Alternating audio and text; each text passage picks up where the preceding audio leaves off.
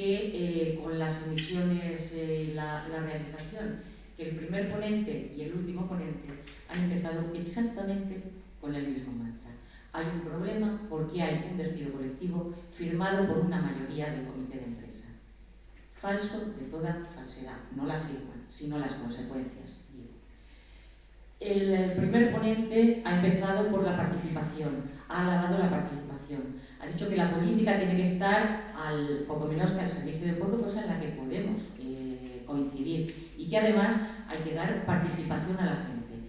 Para a continuación, y sin solución de continuidad, afear el hecho de que quienes tenían la responsabilidad de decidir sobre lo que les iba a suceder al resto de sus compañeros, lo hicieran mediante un referéndum en el que participaran absolutamente todo aquel que voluntariamente quisiera y participó mayoritariamente, con independencia de su adscripción y de su, evidentemente, de cuál es su opción política. O sea, evidentemente, quien